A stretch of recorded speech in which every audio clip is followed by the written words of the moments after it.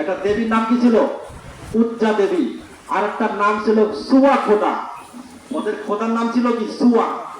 তা আল্লাহ রাসূল সাল্লাল্লাহু আলাইহি সাল্লাম 10 জন 20 জনকে বাহিনী পাঠায়া আশেপাশে যত জায়গাতে মূর্তি ছিল সবগুলো ভেঙে তছনছ করে দিয়েছেন। এরপরে সুয়া খোদাকে যখন ধ্বংস করতে যায়, সাহাবা গেলেন, সম্ভবত গালেবান আমর ইবনে আস রাদিয়াল্লাহু তাআলা আনহু যখন তাদের সুয়া খোদাকে ভাঙার জন্য গেছেন, তখন ওই সুয়া খোদার যে খাদেম থাকে, সে খাদেম তখন বলছিল যে আপনি কেন আসছেন এখানে? আমি আসছি মূর্তি ভাঙার জন্য। তখন সে খাদেম বলতেছে আপনি ভাঙতে পারবেন না। ও কেন? আপনি যদি ভাঙেন আমাদের এই খোদাই আপনাকে প্রতিহত করবে। সুয়া খোদাই কি করবে? প্রতিহত করবে। ওই সাহাবা তখন বললেন আফসোস, ওই মগজ আর মন এখনো যায় নাই। এই খোদা তোমার কি করবে? এই খোদার কি পাওয়ার আছে?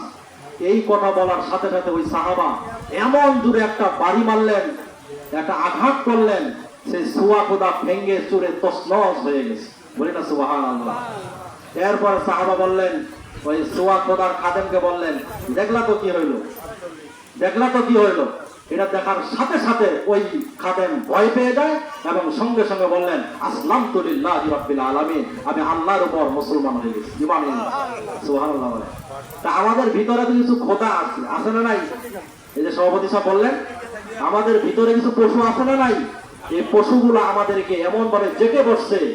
আমাদের আইডলকে বলেন, আমাদের নেতাকে, আমাদের নেতার নাম কি?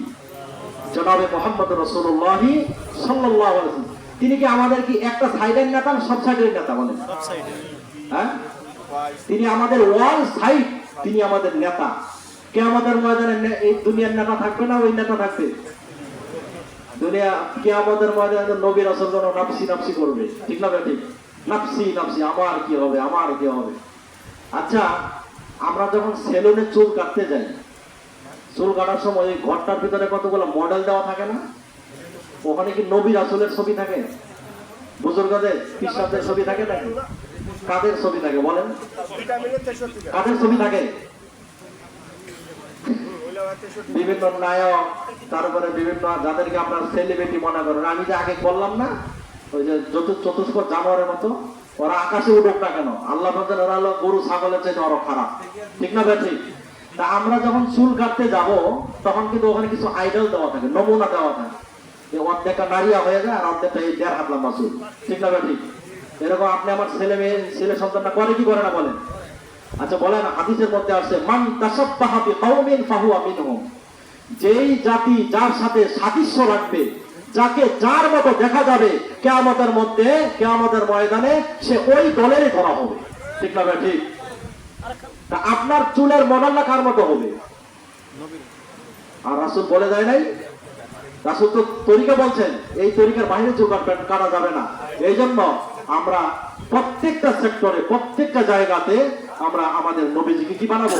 মডেল বানাবো। শোনেন, আপনাদেরকে তো অনেক কথা বলি, মহব্বতের কারণে বলি, ভালোবেসে কিন্তু বলি, কথা ঠিক না? ঠিক।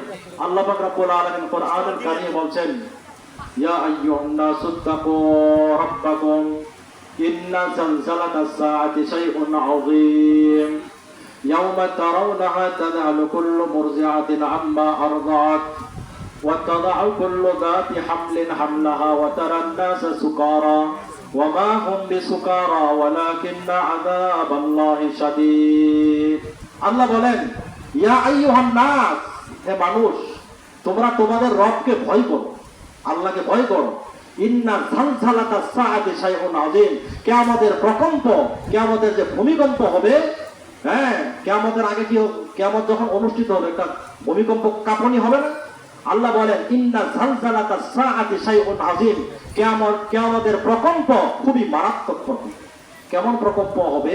আল্লাহ পাক নমুনা বলছেন, ইয়াউমা তারাউনাহা তাযহালু কুল্লু মুরজিআতিন আম্মা আরদাত, যেই সন্তান, যে মা তার বাচ্চাকে দুধ পান করায়, সেই মা তার বাচ্চার কথা ভুলে যাবে। মা তার বাচ্চার কথা কি করে যাবে? ভুলে যাবে।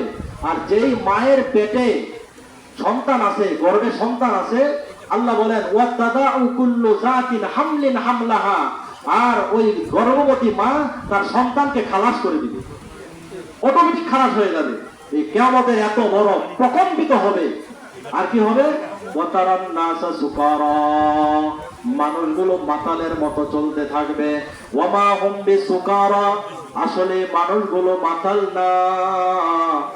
ওয়ালাকিন্না আযাবাল্লাহি শাদীদ, আল্লাহ পাকের আযাব, আল্লাহ পাকের গজব খুবই ভয়ঙ্কর, খুবই মারাত্মক। এই ভয়ে মানুষগুলো মাতাল হয়ে যাবে, নিশাখোরের মতো বোঝা যাবে, মাতালের মতো হয়ে যাবে। আল্লাহ বলেন ওমা হুম বিসুকারা, আসলে তারা মাতাল না। ওয়ালাকিন্না আযাবাল্লাহি শাদীদ, আল্লাহর আযাবই কি খুব শক্ত, খুব কঠিন। আল্লাহ পাক অন্য জায়গায় বলছেন ওয়াইদাল ওয়াহুশু হুশিরাত, কিয়ামতের প্রকম্প এমন প্রকম্পিত হবে। কেমন হবে? আপনার আফ্রিকার জঙ্গলের বাঘগুলো মানুষের ভিতরে চলে আসবে, ওই বাঘের হুঁশ থাকবে না। আমার সামনে মানুষ, আর মানুষগুলো পশুর সামনে চলে যাবে, মানুষেরই হুঁশ থাকবে না। আমার সামনে বাঘ, আমার সামনে বাঘ, আমি বাঘের সামনে চলে আসছি, মানুষের কি থাকবে না? হুঁশ থাকবে না। আর জঙ্গলের পশুগুলো মানুষের ভিতরে চলে আসবে, এত প্রকম্পিত আকার ধারণ করবে। এই জন্য আপনার আমার উচিত যে একটু মাঝে মাঝে চিন্তা ফিকির করা, যে আমার কি অবস্থা, আমি কি করব, আমার কিয়ামতে কি হবে, আমার হাসরে কি হবে, আমার মৌতে কি হবে। এই জন্য এগুলো চিন্তা ফিকির করে আমরা একটু আল্লাহর দিকে মনোনিবেশ হয়ে আমরা যেন প্রত্যেকটা কাজ যেন আল্লাহর জন্য করতে পারি। আল্লাহ আমাদের সবাইকে তৌফিক দান করেন। আল্লাহুম্মা, সকলের জন্য দোয়া।